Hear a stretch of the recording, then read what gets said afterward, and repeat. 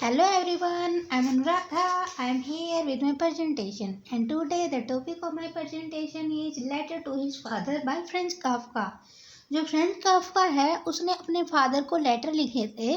जो हमारे French Kafka है उनके फादर जो है हरमन काफ्का, उनके बीच में एक गैप था, उनकी बनती नहीं थी। जैसे कि हम आमतौर पर देखते हैं कि जो फादर और सन है उनकी कम में बनती है, इसी तरह से जो हमारे काफ्का हैं और जो हम हरमन काफ्का है जो उसके फादर थे उनकी बनती नहीं थी। वो हमेशा अपने बेटे हैं, अपने सन है, उसको डांटते रहते थे। तो उन्होंने जो काफ्का है उन्होंने अपने फादर को लेटर लिखे थे। और हम लिटरेचर के बारे में पढ़ रहे हैं तो हमें इस वर्क के बारे में, इसके बारे में भी पता होना चाहिए। तो ये लेटर लिखे थे और उसका ये लेटर लिखने का रीज़न ये था कि वो अपने फादर के बीच में जो गैप था उसको कम करना चाहते थे। वो बाय फेस या बोलकर अपने फादर को कुछ नहीं कह सकते थे, लेकिन वो लिखकर अपने फीलिंग्स को अपने फादर को बताना चाहते थे और जो उसका और उनके फादर के बीच का जो गैप है उसको दूर करना चाहते थे। लेकिन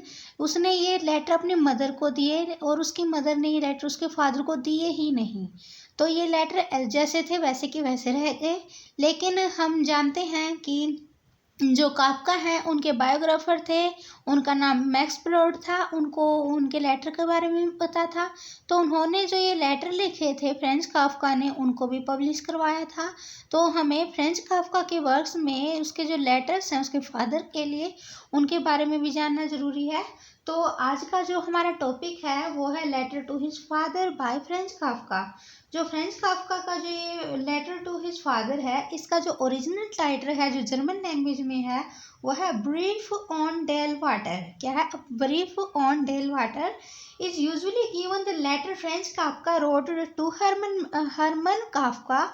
ये मैंने आपको पहले ही बताया है कि जो ये लेटर है वो हरमन काफ्का को लिखे गए थे, जो कि हमारे फ्रेंच काफ्का के फादर थे, इन नवंबर 1919। और ये नवंबर 1919 में लिखे गए थे। और इसमें उसने अपने जो इमोशन है उनको क्या किया है, प्रेजेंट किया है। और उसका एक ही रीज़न था कि वो अपने फादर के जो एटीट्यूड है काफ्का के लिए उसको चेंज करना चाहते थे। तो क्या है, Kafka hoped that the letter would bridge the growing gap. जो ये लेटर था वो उसके और उसके फादर के बीच में जो गैप आया हुआ है उसके लिए एक ब्रिज का काम करेंगे, उस गैप को वो भर देंगे। तो वो क्या है, ये लेटर वो सोच रहा था कि लेटर उसके और उसके फादर के बीच में जो गैप है उसको क्या कर देंगे, भर देंगे। लेकिन उसने ये लेटर अपनी मदर को दिए थे और उसकी मदर ने ये नहीं दिए थे, ये मैंने आपको पहले ही बता दिया है। और जो लेटर थे ये इंग्लिश में ट्रांसलेट किसने किए थे? The letter translated in English by Ernest Kasren. किसने किए थे? अर्नेस्ट कैसरेन ने। और एथेन विल्किंस ने किए थे। और ये इंग्लिश में हमारी लैंग्वेज में ये 1966 में पब्लिश हुए थे। तो ये लेटर हमारे इंग्लिश लैंग्वेज में 1966 में पब्लिश हुए थे। और जिन्होंने ये इंग्लिश लैंग्वेज में ट्रांसलेट किए थे वो राइटर हैं अर्नेस्ट कैसरेन, कैसर अर्नेस्ट, ERNST, अर्नेस्ट कैसर, CAISER। और जो हमारे सेकंड राइटर है वो है एथेन, EITHNE, विल्किन, WILKING, विल्किंग। तो इन्होंने ये जो लेटर थे इनको क्या किया था, ट्रांसलेट किया था। तो क्या है इस लेटर के बारे में हमें क्या पता चला और उसने कैसे अपने जो वर्ड्स हैं उनको प्रेजेंट किया था, ये उसने 44 पेज में लिखा था।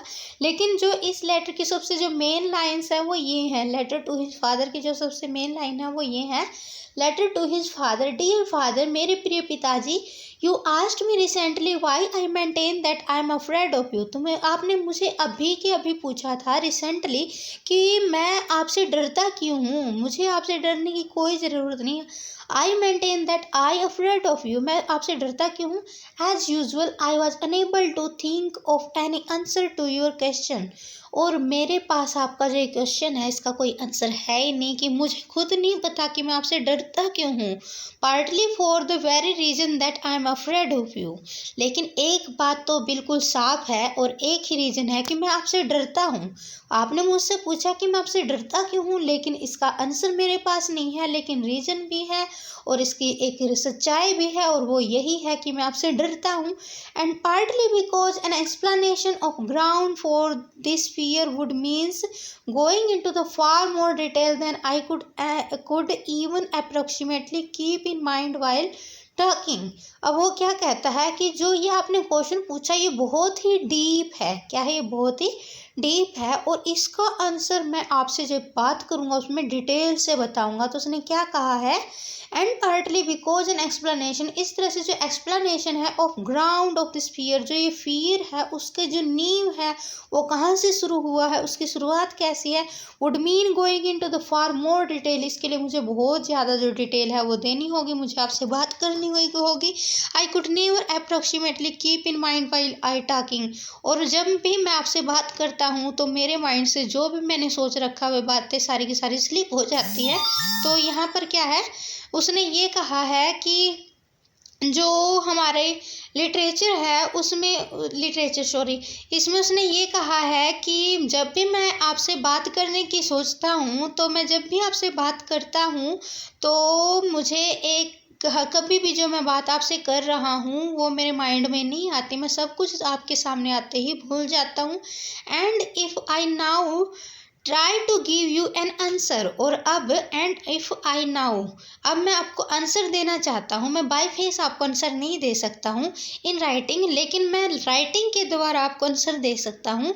It will be still be very incomplete, और ये आंसर है वो बाय फेस में आपको बहुत अच्छे से दे सकता था और राइटिंग में मैं दे रहा हूँ तो ये शायद इनकम्प्लीट रह सके, लेकिन मैं आपको ये आंसर देने की कोशिश कर रहा हूँ। तो ये जो है इसमें जो ये हमारा लेटर टू हिज फादर है, इसमें काफका का और उसके फादर हरमन काफका के बीच रिलेशन का पता चलता है, और इससे ये बात भी साफ हो जाती है कि चाहे जो ये हमारे काफका है उसके फादर के साथ उसकी बनती हो या ना बनती हो, लेकिन एक फीलिंग थी जो सन की अपने फादर के लिए थी वो हमें इस लेटर के द्वारा पता चलती है।